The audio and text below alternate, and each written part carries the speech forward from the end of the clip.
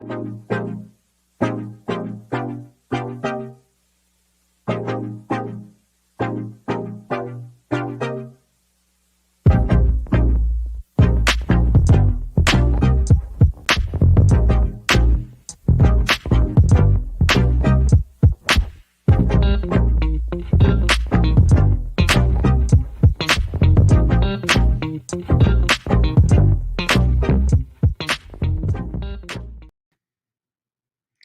morning and welcome to our second Norton Virtual Learning Experiences. My name is John Long. I'm with the Department of Education and Technology. I'm a technology program specialist. And we're so glad that you're able to join us for our second of our Norton experiences. And we've got some great things to share with you today. And so thank you for joining us. A couple of housekeeping tips. First of all, this session is being recorded. So if you missed it, that's okay. You can actually watch the replay. And sometimes you may want to watch the replay and catch something you didn't catch the first time. So this session, we'd like for you to subscribe down below. You can click the bell to be notified of our upcoming subscriptions and videos. We're trying to get to 5,000 viewers, subscribers, and so we are so close. If you'll just help us push over that mark, we would appreciate it. On the left-hand side is our chat box, and teachers, you can chat for your students. Unfortunately, students can't chat right now, so if you have questions, feel free to add in the chat. Please let us know where you're watching from. If you're watching from what school and your name, and just let us know. And we're really excited that you're here. If you want to follow us on Twitter, there's our hashtag at EdTechPBC and our account there. You can follow us and see what we're doing. And we're actually streaming live to Twitter as well. We've got moderators in the chat and they can answer your questions, but our favorite people from the Norton are really good at addressing your comments. So we're going to turn it over to the Norton team here. And so we've got a couple things going on. So we've got Meredith in the gallery and Veronica in the offices, and we are so glad to have you guys. And so I'm going to let you take it from here. Thank you, Mr. Long. We are so excited to be here. Happy end of school. We finally made it this epic year, and we are here, and we are so excited to be a part of your last week to celebrate the end of the school year. My name is Meredith, and I'm a teacher here at the Norton Museum of Art. Bienvenidos, gracias al Departamento de Tech y a Mr. Long por permitirnos llegar a ustedes. Meredith está en vivo desde las galerías y yo estoy aquí en la oficina. Mi nombre es Verónica Hatch y soy una educadora como Meredith en el Museo del Norton. So we are live here in the Norton Museum of Art Galleries. It's actually a really exciting day because behind me, they are installing, which means they were putting work of art on the wall. They're installing art back here. So you might see some people coming in and out. We have a really cool 10-foot Spanish artist work of art coming into the Norton by an artist named Soroyo. So you'll see people coming in and out. Just wanted to let you know that. We are in our contemporary gallery, which means that contemporary art is art that is made after 1965. We have all different types of art in this museum, but I'm really excited to focus on contemporary art today. And contemporary art means not only art that's made after 1965, but you'll find a lot of artists who are experimenting with different types of materials. On my side here, we have a sculpture, which means a 3D object that you can walk around, by artist Phillida Barlow. And she experiments with things like cardboard, foam that she's made to look like concrete, and experimented with how to make things hang in space. But today we're also going to focus on this work of art by an artist named Nick Cave. Hoy día es un día muy, gracias Meredith, hoy día es un día muy especial en el museo, están pasando muchas cosas detrás de las escenas y como pueden ver en la puerta detrás de Meredith, en una de las galerías, están trabajando en instalar una obra de arte de un artista español, Sorolla, que viene al museo, que va a estar en préstamo en el museo por 2 años. Entonces van a ver movimiento, gente se moviendo. Aparte de eso, de la escultura en la que vamos a hablar, estamos Meredith está en las galerías de arte contemporáneo. Y arte contemporáneo, que es uno del tipo de arte que tenemos en el museo, es arte que está hecho después de 1965.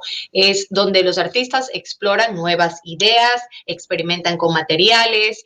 En este caso, hay dos obras grandes que pueden ver al frente de ustedes. Una que está detrás de la obra que vamos a hablar, que es del artista Philippa Barlow, que pareciera que es muy liviana, pero en realidad es algo muy pesado, donde ella estaba experimentando con diferentes ideas de suspender y también acerca de peso, ¿verdad? Pero no nos vamos a enfocar en esa escultura, sino en la que está al lado de Meredith. And our session today is all about how artists tell stories about works of art. So this is a very participatory session. So feel free again, teachers, on behalf of your students, to write in the chat. We're also going to have opportunities for you to answer questions as students. So if you want to take out a notebook or a piece of paper and a pen or pencil and write down your responses, since we can't talk to each other actually live in the museum, if you want to write down your responses, you're more than welcome to do that as well.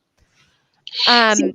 Oh, go ahead, Veronica. No, si estamos ahorita un par de puntos antes de que comencemos. Sería una buena idea, como ustedes no pueden participar directamente en el chat, que tengan todas esas ideas, que van a tener preguntas y comentarios por medio de sus profesoras en el chat.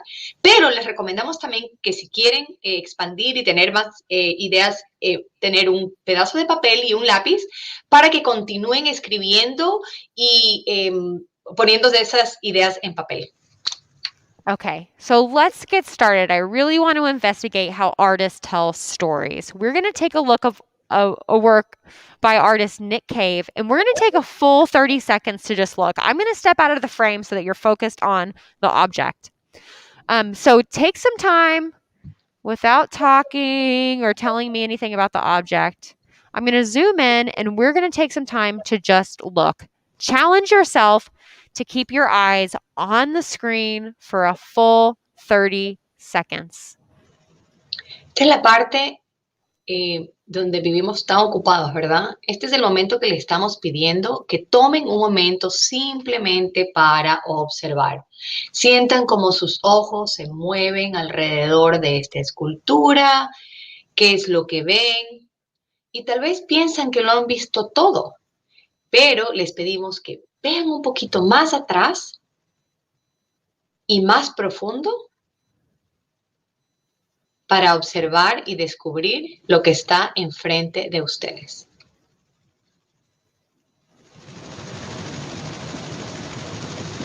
Okay. So, using a pen or pencil and a piece of paper, or maybe you're discussing as a class, I want you to write down as many words as you can that come to mind when you look at this work of art. What are some first words that come into your head when you look at this work of art? Teachers, if you'd like to write some of these responses in the chat, we'd love to see what your students are saying about what are some of the first things that you notice when you're looking at this work of art. What words come to mind?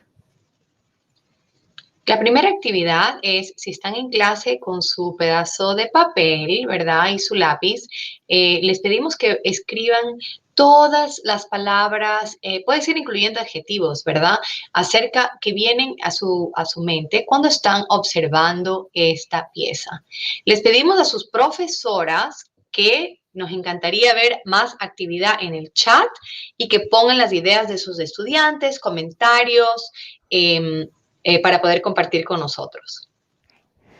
Think about when you're writing these words and when you're looking at this work of art, think about where your eye is drawn to first. And think about maybe why your eye is drawn to there first. Maybe the artist used a color or a shape to really draw your eye to that specific area. Think about what else you notice about the colors. Think about what we call in art the form or the shape. Think about the shape of the overall artwork.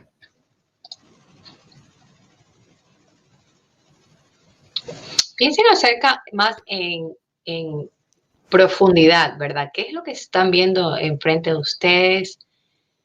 Piensen en los elementos de arte, acerca de las líneas y cómo se mueve su ojo tal vez. ¿Dónde va la vista? La textura. And Veronica mentioned texture. Think about what textures you see. I'm noticing so many different textures, Veronica, in this work of art. It's crazy. I know we're not supposed to touch the art, but I really feel like touching this artwork just because it has so many amazing textures. And I'll actually zoom in so you can see some of the textures as well. Yeah, thank you, Meredith. Always so nice to see this up close and to see not only the texture that's in front, right, but also like right behind what we're seeing, you know, and the folds and the shadows themselves. Yeah. Hay mucho que ver, no solamente en sí, en los materiales, pero también en la tela, ¿verdad? Cómo los están doblados, acerca también de las sombras que esto crea. Hay mucha textura. Siempre descubro algo nuevo cuando vea esta pieza. I was just saying, Meredith, every time I see it up close like this, I see something new. It's amazing. And I think about the roughness of what we're seeing looks like a target, right? We have the shapes of two circles, red and white. It almost looks like a Target that you would see a logo for the store Target. And I'm noticing the roughness of that, maybe what it would feel like. Would it feel like hair, or would it feel like metal, aluminum? And then I'm also noticing we have these hundreds and hundreds of buttons that this artist has sewn into the work of art. Feel free to write in the chat if you're noticing any other materials or things you're seeing in this work of art. Meredith nos está llevando exactamente a donde mi ojo está yendo en este momento, ¿verdad? Estamos viendo todas esas fibras que tienen una luminosidad, ¿verdad? Uno es brillante, pero también refleja lo brillante y la luminosidad del traje en sí, con los botones. Está como que reflejando lo mismo, ¿verdad? Las luces y también esa textura. Y Meredith mencionó algo que muchos estudiantes ven en esta obra, y es que la cabeza, en la parte de arriba, parece un objetivo.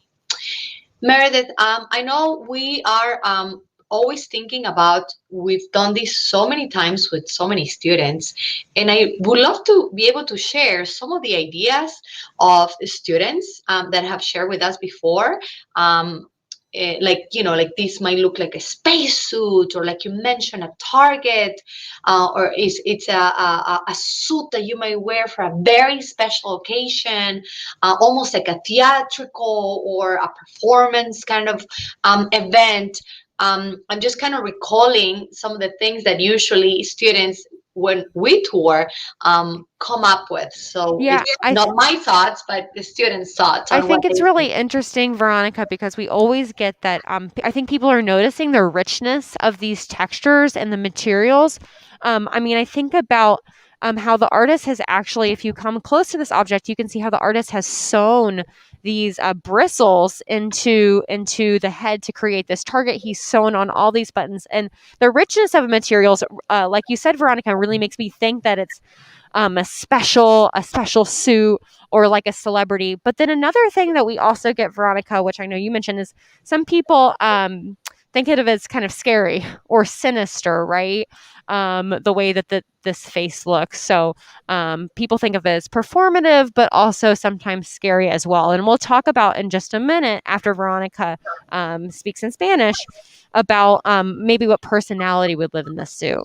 Así es. Nosotros tenemos tantas ideas, ¿verdad? Cuando nosotros hacemos el tour de esta pieza, ahorita no tenemos muchos comentarios, pero siempre los comentarios más comunes son que parece, como ahorita lo acaba de comentar el departamento, parece alien, fuera del espacio, un astronauta, tal vez alguien que está poniéndose algo especial para hacer un tipo de actuación. Estas son las ideas que usualmente los estudiantes nos comentan porque realmente, y otra cosa que Meredith también mencionó, muchos estudiantes creen que es algo como no conocido, que crea un poco tal vez de miedo cuando lo ves por primera vez, porque no estás segura de qué es y tal vez por la falta de cara, ¿verdad? Porque no sabemos exactamente qué está pasando detrás de esta figura y esta textura en la cara.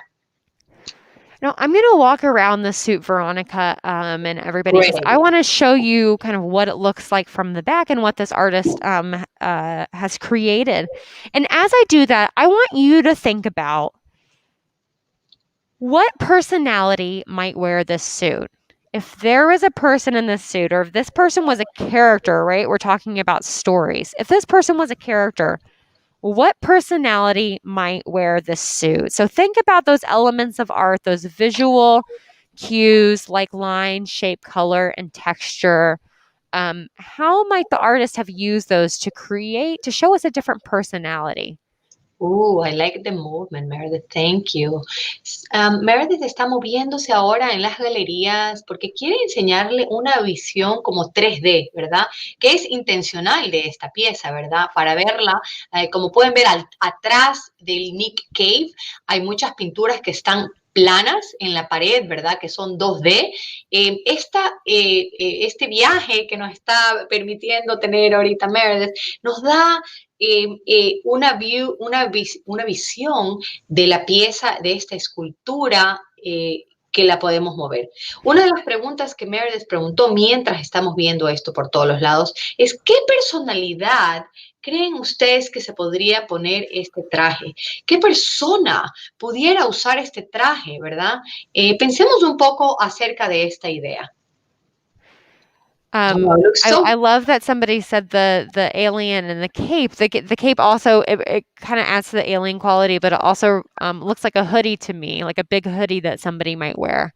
Y eso hemos oído antes, we've heard that before, Meredith, from students, que tal vez relacionado, related to clothing, Meredith, and what people might wear and what the students might wear, and they relate that to something that they might wear to school. Estaban hablando acerca de cómo Mr. Long comentó que de atrás parece una capa o una cachucha, ¿verdad? Que te puedes poner encima relacionado a ropa y cómo la gente se ve. Mr. Long is also saying, does it have AC in the headpiece? Well, I did notice this really interesting feature here, kind of like a lock or something that the artist has created. So there's so many different layers that kind of add to what the personality might be. Tasha Pert is noticing that it looks a little somber, holding the head down. So maybe taking on a somber or sad personality within the specific work of art. Veronica, what are some ideas that you have? I really like what Tasha, and then I'll say in Spanish, I really like Tasha Burke-Pert mentioned, or Miss Burke-Pert, but it was about the pose, right? It looks like from the side when you do that, and it's so important in art also to think about how the figures assume these poses and how the body can show you emotion, and I love that. So thank you, because we always look at this work of art in so many ways, and now it made me think about one more thing. So thank you for that. Estamos hablando de un comentario acerca de la pose, ¿verdad? Como la cabeza y el cuerpo, cuando uno crea una obra de arte como la figura humana, cómo las posiciones de nuestro cuerpo nos pueden causar diferentes sentimientos, ¿verdad? And one thing we also do in the galleries, Veronica, when we're looking at works of art, is often you can take over the persona of the work of art that you're seeing, and you can actually pose like that figure. And sometimes that helps you kind of understand what that character might be thinking or feeling. You're right. It's all about perspective, and it was so nice to take a view and walk around this work of art. So let's think about this personality a little bit more, and the personality and the character that this suit is taking over. I want to think about the word identity. Feel free to write in the chat, and maybe Veronica can tell me her own perspective too. What does identity mean to you? What does identity mean? Y como hemos hablado más acerca de las cualidades, ¿verdad? Las cualidades de la obra, de la escultura, hablamos de perspectiva, dándonos la vuelta, pero ahora estamos hablando más acerca de un tema que tal vez el artista quisiera que pensemos, ¿verdad?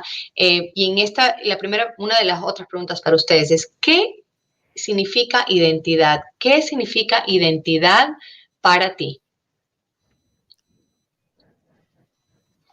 We'll wait a couple of seconds for the chat. And I know you all are thinking in the classroom and writing down and talking together about your ideas of what identity could mean. And I like you say ideas, Meredith, because you know what? Even with the passage of time and being older, you know, identity is something that sort of takes different meanings, and it's not something that you necessarily need to know, but I like the idea of identity, knowing like what identity might mean to you without. Yes, to each specific person. I mean, identity can, for me, means that I have multiple identities, and I have so many different things that make me who I am. I'm a mother. I work in a museum. I like to dress a certain way. I come from Texas and have a specific cultural background. So there's a lot of things that make up my personal identity that's so different for every single person.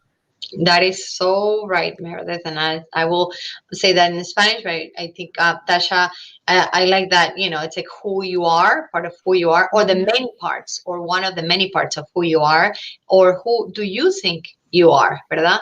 Meredith estaba hablando acerca de su propia identidad, de donde ella viene, como yo, somos las dos mamás, venimos de diferentes lugares, pero también tenemos muchas cosas en común, ¿verdad? Nos gusta educar, nos gusta el arte, y son parte de lo que es, lo que crea la identidad de nosotras. Right. And Nick Cave, when he made this sound suit in 2010, so again, a fairly new work of art, although, gosh, I can't believe it's 11 years old now. Nick Cave started making what we call sound suits. This work of art is called a sound suit. And think about why might he call it a sound suit. We'll give you a hint into why it's called a sound suit in just a moment through a video.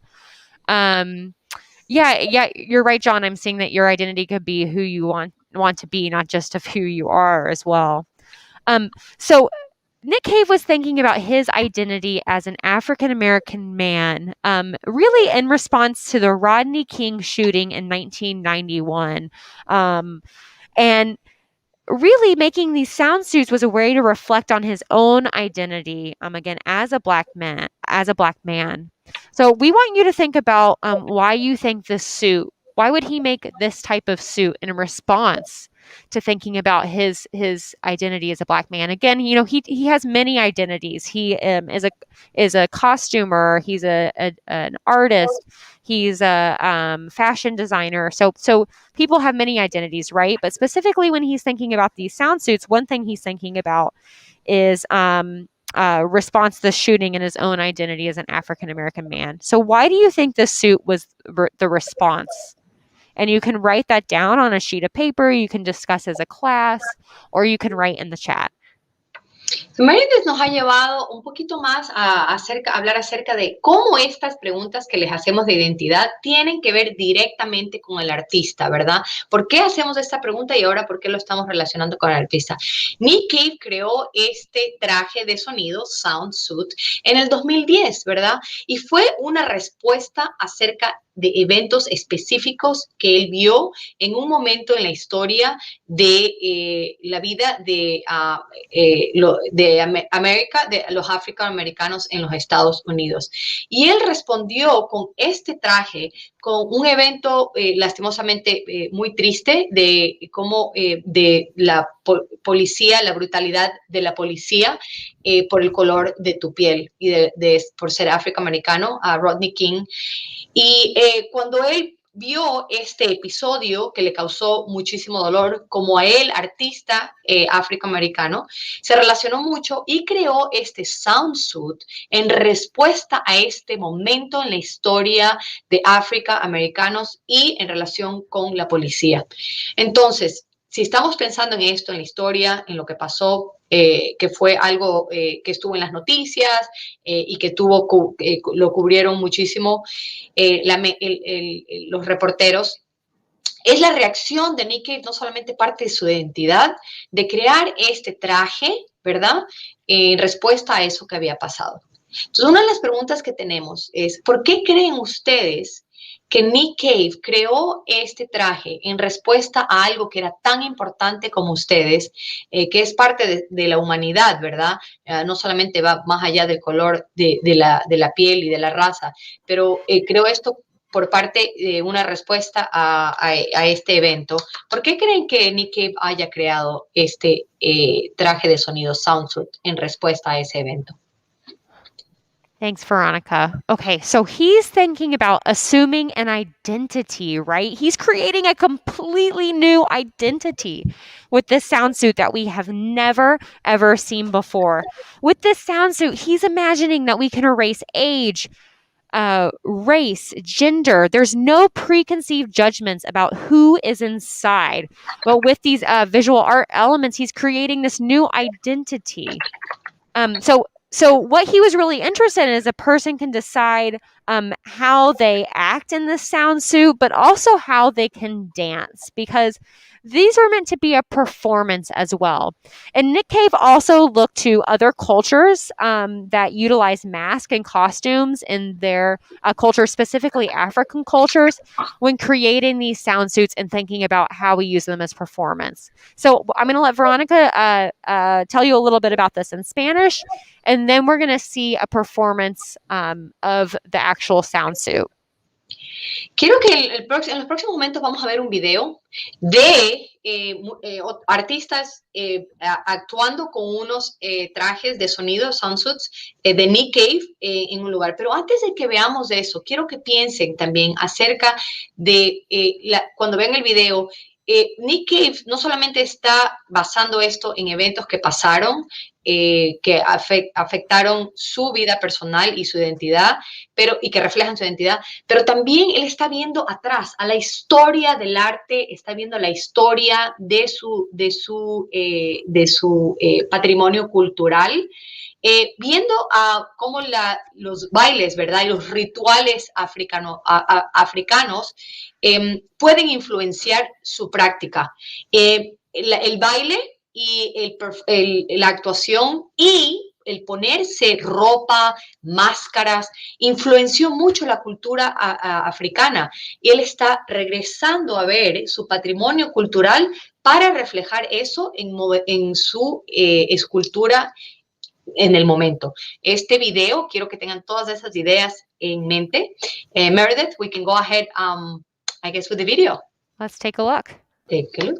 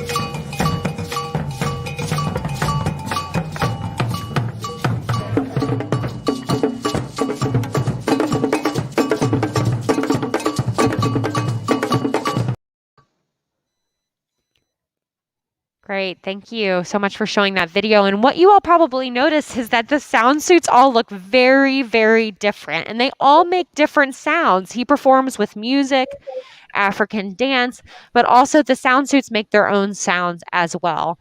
So he uses something called found materials when creating his works of art, which is things that we find in everyday life, like buttons, to create these suits. Nick Cave usa materiales que son encontrados, ¿verdad? Para crear estos tipos de traje, en este caso estos botones, y es una forma, un tipo de material que se usa mucho en el arte contemporáneo, sobre todo. Okay, so now we really want to wonder, and we want to give you an opportunity to extend this conversation and activity. So there's two things we want you all to think about. So maybe as a class after this video or sometime this week, or you can do it on your own at home. There's two things we want you to think about. First, we want you to think about the question, how have other cultures used masks and costumes to communicate important stories and histories? Ahora lo que queremos que hagan es, vamos a expandir con una actividad para que no solamente lo que han visto y lo que hemos comentado con ustedes puedan conversar acerca de ello, pero también para que puedan expandir su mente y sus ideas. Y la pregunta es, ¿cómo han utilizado otras culturas, máscaras y disfraces para comunicar historias importantes? So if you're not watching live, you can pause this video at any time to answer these questions and have discussion as a class. And then finally, we have a really cool writing activity for you. If you could pull up the sound suit, the sketch, you can have a chance to sketch the form of the sound suit. Okay, so we want you to really take some time to create your own sound suit. Imagine this sound suit, imagine your own sound suit, and think about how your sound suit could teach diversity and acceptance to others who are different from them. So how would your sound suit really show the diversity of people and help teach acceptance, just like a Nick Cave sound suit did? Pensando en la sorry, forma, go ahead, Veronica. Pensando en la forma del traje, ¿verdad? Del sound suit, les pediríamos en la actividad que hagan un outline acerca de la forma y que piensen cuáles serían los objetos que podrían usar para identificar su identidad, cada una de su identidad. Okay, so Veronica already mentioned this, but now that you have your sound suit and you're thinking about how could you create your sound suit to teach diversity and acceptance, what materials or objects would you draw into your sound suit to show that identity of your sound suit? So you can start by drawing in your sound suit. You can also do a writing activity where you write a paragraph about who this person is. You can write a paragraph about who this character is that you create.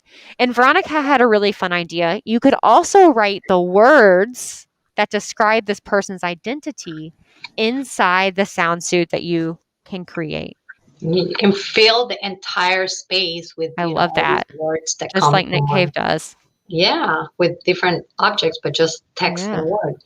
La idea es que ustedes piensen en este personaje que están creando. Es su propio personaje. ¿Cuáles son las ideas? ¿Cuáles son los objetos que podrían usar? O podrían hasta extender la lección llenando el objeto, o llenando el personaje con todas las palabras que describen a este personaje.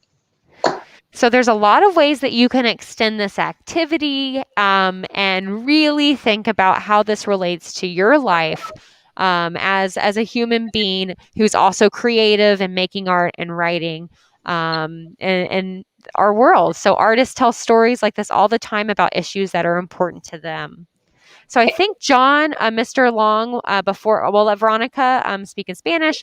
And then I think Mr. Long also wants to tell you a little bit about how you can share the activities and the writing that you're doing with the school community. Solo para cerrar la actividad, esta es una de las muchas formas que artistas nos cuentan sus historias personales o historias, en este caso, que tienen que ver con la identidad. Ahora vamos a pasar a Mr. Long, que nos va a dar información de cómo pueden compartir todas estas ideas acerca de su personaje por medio de información que nos va a dar Mr. Long. All right. Thank you, Meredith and Veronica. We really appreciate you sharing those. And that was a great perspective, about where things were coming. So we want you as students to have some creative time here. And so we wanted to actually share some ways that you could share your creativity in the next few days as you're wrapping up school, because we want you to think outside the box. So if you want to write, draw, make a video, make a sound story of this, you can write it on paper, you can write it on your phone, you can write it on your Chromebook, whatever you want to do, give it to your teacher. Teacher, you have access to a Google Drive folder called Norton Sound Suite. You can scan the QR code right there, or you can go use the bit.ly. It's going to be in the chat as well as on screen. You can come back to this video and you can watch it and just pause it and stuff like that. It's only for students and teachers in Palm Beach County. You can just upload into a folder. Just put your school and your name in the folder and title, and we'll just upload it. You can use Flipgrid. You can use whatever you want to. We want you just to think outside the box. You can download the Sound Suite sketch. You can make your own character out of it. You can make your own identity out of it. And what kind of adventure do you want to have out of that? If you have questions, feel free to email me. I have already answered a few questions from the elementary set already, and I'm happy to answer those questions. And so we would want you to get creative with that. So that's a great opportunity for you to think outside the box. All right. So we have a few announcements. So we have one more day of our virtual learning experiences.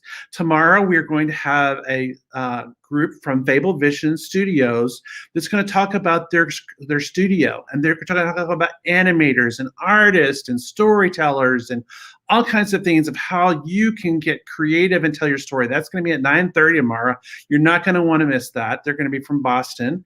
And then we're also going to have tomorrow afternoon our Palm Beach County Library for grades 6 to 12. We tried to have that last week. We had some technical difficulties, but we're bringing that back tomorrow at 10:30. And that's going to be our wrap up for our virtual learning experiences. So I want to make sure that you've got that. You can go to our website. There's a whole page designed for that we'll share some resources on as we get they're done. And so we wanted you to be aware of that.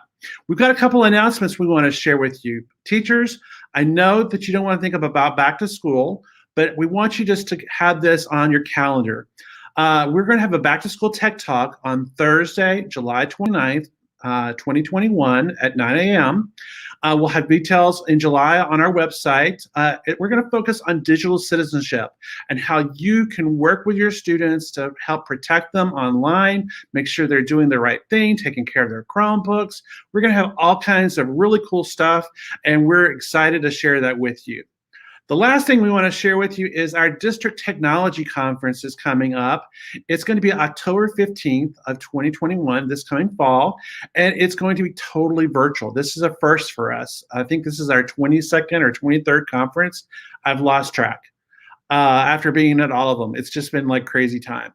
But this year's theme is called Fast Forward, a Decade of Change in a Year, and we're going to have some really cool things. You will not want to miss that. So put that down on your calendar. All right, so we're going to wrap things up, and I'm going to turn it back over to Meredith and Veronica. They're going to talk about things that you could do at the Norton this summer. And they were telling us some things a while ago that sound very cool, and you will not want to miss it. So, ladies, share with us. Thank you, Mr. Long. Okay, so we are really excited to activate the entire museum for the whole summer at the Norton. We are free all summer long, every single Saturday. So please come visit with your friends and family. We have a teen night happening in July that will happen on a Friday night where teens will take over the museum. So you can learn more about that at norton.org/teens. We will also have movies outside. We'll have bands. We'll have art making. We have teen workshops. So tons of things. And bike tours, by the way. We just did our first bike tour focused on murals by Black artists. So please come visit us at the Norton. The summer really kicks off this Saturday with a Juneteenth celebration at the museum from 10 to 2 p.m. So you can hashtag your experience, hashtag summer at the Norton, and add us at nortonmuseumofart.org. If you have any questions, feel free to reach out, Veronica and I, at schools@norton.org. Teachers, reminder that school tours, virtual school tours, teacher professional development is all free here at the Norton. Even busing is free. So we hope to see you here at the museum next year, whether it's virtually or in person. Have a great summer, everybody. Bye, los esperamos en el verano en el Norton. And thank you for being with us. We appreciate you. Have a great summer. Bye. Chao, bye.